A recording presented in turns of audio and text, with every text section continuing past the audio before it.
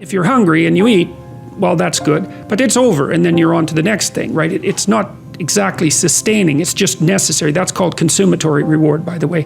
This other reward system is incentive reward. And the incentive reward system works on dopamine, this neurochemical dopamine, which is also the neurochemical tracks that opiates and cocaine and amphetamines, the drugs that people really like to abuse, alcohol often for some people, activate. And so you might say if you don't have enough meaning in your life, then you're more prone to addiction. And that's definitely the case, even with rats. If you take a rat and you put him in a cage by himself and he has nothing to do, and then you give him access to cocaine, he'll get addicted to the point where he won't do anything but take cocaine. But if you throw the rat back in with a bunch of other rats and he gets to do rat things, then it's very hard to get him addicted to cocaine.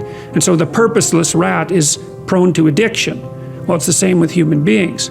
Now, here's a corollary to that, which is really cool. So the magnitude of the reward you experience as you're moving towards a goal is proportionate to the importance of the goal. So that means the more important the goal you pick, the more possibility there is for the kind of reward, let's say, it's really a state of being that is life-affirming, and it is directly life-affirming in that, you know, like if you're in a football game and it's an important football game and maybe you break a finger, and you know, normally that's a problem. It hurts and you're going to stop doing whatever you're doing. But if you're right in the middle of the game, then you'll be so amped up on this reward system that it's analgesic. It stops the pain. It also suppresses anxiety. So if you have a purpose, then it's analgesic. It takes some of the pain out of life. It's very positive in that it motivates and energizes you and focuses you and makes you able to remember and pay attention. And it quells fear. And so those things are all direct. And so then you might think, well, what's the best possible goal? Well, and that's the purpose, I would say, of religious training and philosophical training. It's like, just what the hell are you doing in the world?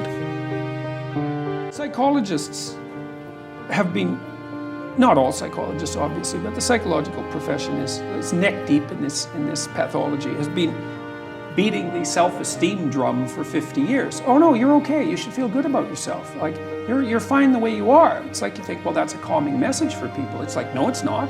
It's not at all. And I watch my audiences, it's like, it's full of people in the audience who think, I'm suffering a lot more than I think is tenable. A whole bunch of it's my fault. My life is not in the order it should be. I know I'm doing 50 things wrong. It's like, what the hell's wrong with me? What's wrong with the people around me? This is really serious. And some, you know, well-meaning person comes up and says, oh, you're okay just the way you are. It's like, no one wants that message. It's like, no, I'm not okay the way I am. I'm not okay at all the way I am. I know that. And so, you know, when I'm speaking when I'm speaking now, I say to people, well, you're nowhere near what you could be. That's the positive message. It's like, yeah, you're a mess, but you don't have to stay that way. If you're a mess, you know it, obviously. You're suffering away like so much you can barely tolerate it. It's like, that's okay. You could do something about it. So and that's the thing that turns the lights on. It's like, you could do something about it. It's like, oh. If you're failing repeatedly, then there's probably something wrong. It's possible that there's something wrong with the way that you're conceptualizing the world, because you have a choice, right? If you keep making sacrifices and they don't work, there's a binary choice, and one is, well, there's something wrong with the structure of reality, and the other is there's something wrong with your approach.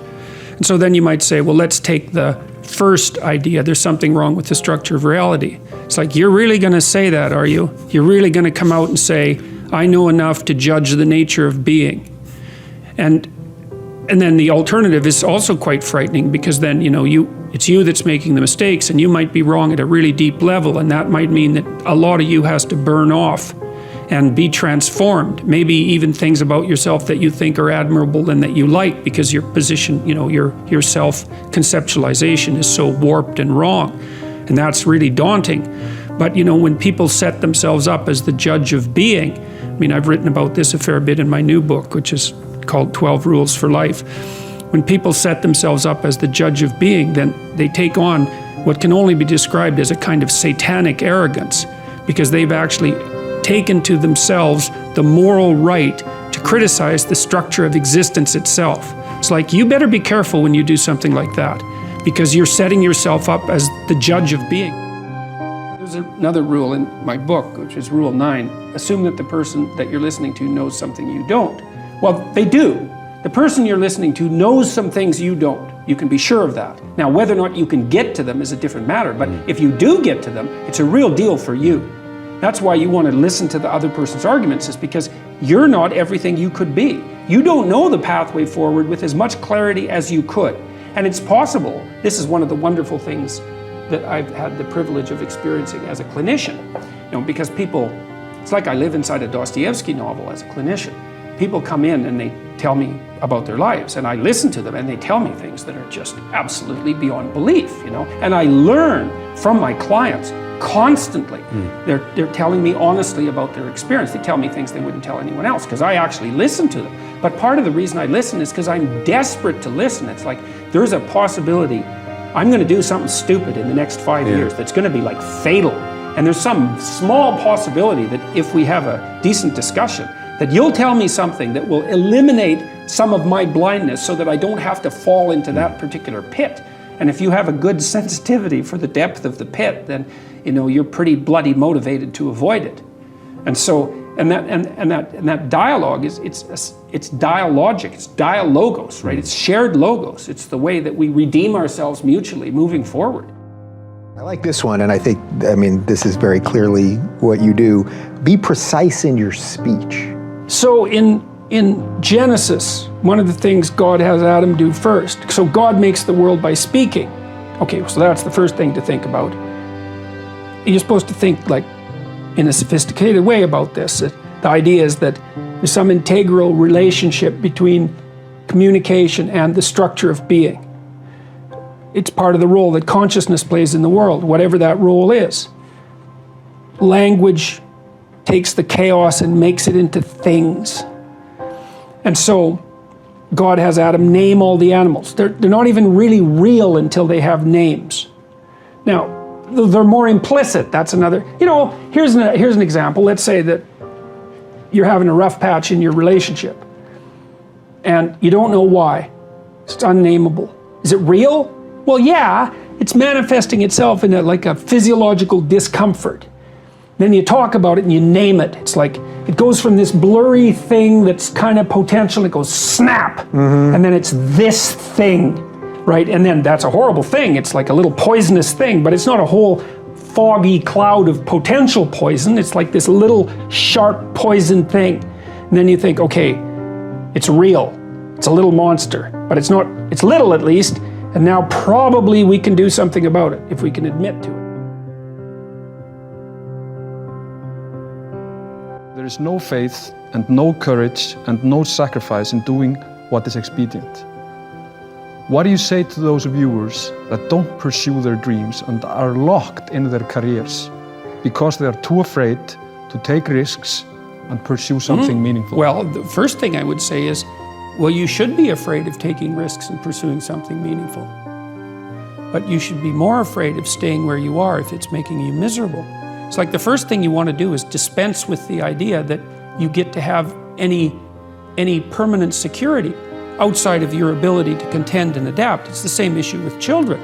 It's like you're paying a price by sitting there being miserable. You might say, well, the devil I know is better than the one I don't. It's like, don't be so sure of that. The clock is ticking. Yeah, and if you're miserable in your job now and you change nothing, in 5 years you'll be much more miserable and you'll be a lot older.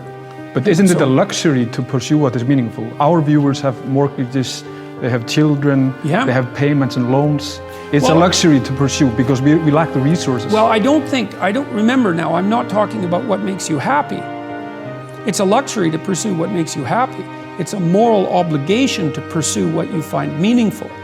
And that doesn't mean it's easy. It might require sacrifice. If you need to change your job too, let's say you have family and children and a mortgage, you have responsibilities. You've already picked up those responsibilities. You don't just get to walk away scot-free and say, well, I don't like my job, I quit. That's no strategy. But what you might have to do is you think, well, this job is killing my soul. All right, so what do I have to do about that? Well, I have to look for another job. Well, no one wants to hire me. It's like, okay, maybe you need to educate yourself more. Maybe you need to update your curriculum vitae, your resume. Maybe you need to overcome your fear of being interviewed.